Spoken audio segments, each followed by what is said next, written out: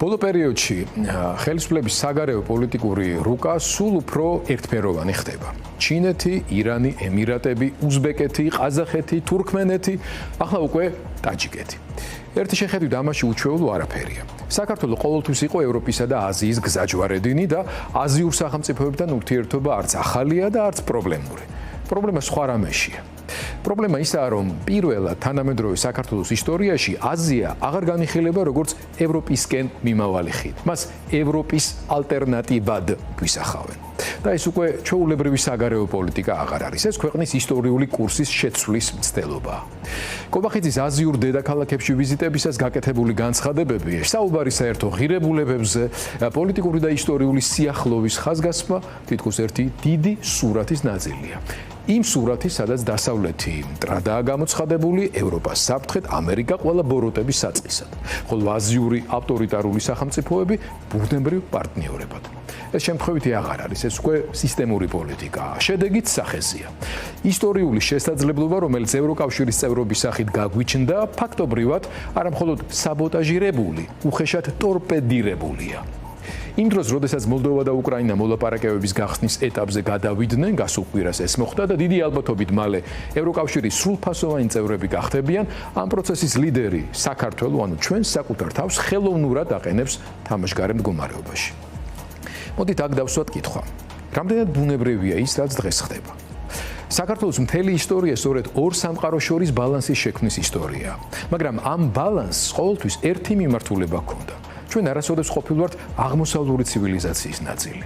დიახ, საუკუნეების განმავლობაში გვქონდა ურთულესი ურთიერთობა სპარსეთთან, არაბეთთან, ოსმალეთთან, სხვადასხვა აზიურ იმპერიებთან, მაგრამ ეს არასოდეს ყოფილა ჩვენი არჩევანი.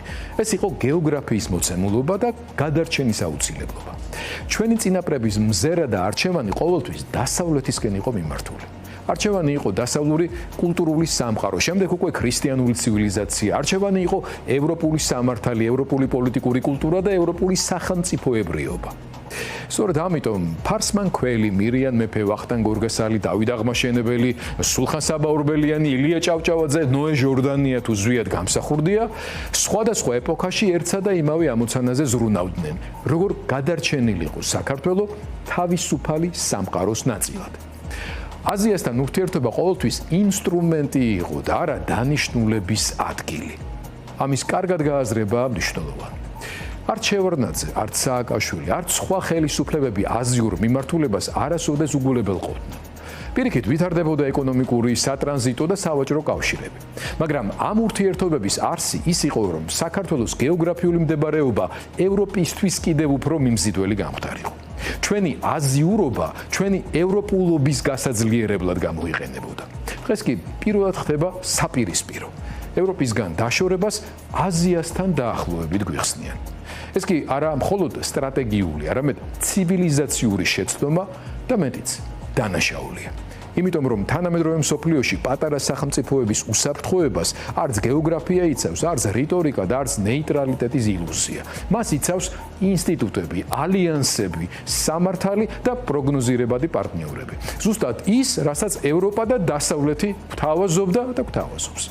სამაგიეროდ ავტორიტარული სამყაროს მთავარი პრინციპი სხვაა: ძალა ქმნის სამართალს. პატარა ქვეყნები ყოველთვის უფრო მოწყვლადები არიან, ვიდრე დაცულები. ამიტომ საქმე მხოლოდ საგარეო პოლიტიკის ცვლილებას არ ეხება. საქმე ეხება ისტორიული კოდის გადაწერის მცდელობას. საქმე ეხება იმას, რომ საქართველოს ბუნებრივ ადგილს ხელოვნურად უცვლიან. მაგრამ არსებობს ერთი კანონზომიერება, რომელსაც ვერანაირი პროპაგანდა ვერ შეცვლის. არაბუნებრივი კონსტრუქციები დიდხანს ვერ ძლებს. შეიძლება დროებით შეცვალო რიტორიკა, პარტნიორები, საგარეო ვიზიტების გრაფიკი და პოლიტიკური დეკორაციები. მაგრამ ვერ შეცვლი ქვეყნის ისტორიულ მეხსიერებას, კულტურულ იდენტობას და იმ გზას, რომელიც საუკუნეების განმავლობაში უკვე მრავალჯერ არჩეული აქვს. საქართველო არც ევროპასა და აზიას შორის დაკარგული ტერიტორიაა და არც ვინმეს გეოპოლიტიკური ბუფერი. საქართველო ევროპული ცივილიზაციის ნაწილია, რომელსაც უნიკალური აზიური სიახლოვე აქვს და არა პირიქით. და რაც უფრო სწრაფად დასრულდება ეს ხელოვნური აზიისკენ მიტრიალება, მით ნაკლები იქნება ფასი, რომლის გადახდაც ქვეყანას საკუთარი ისტორიული ბუნების წინააღმდეგ წასვლისთვის მოუწევს.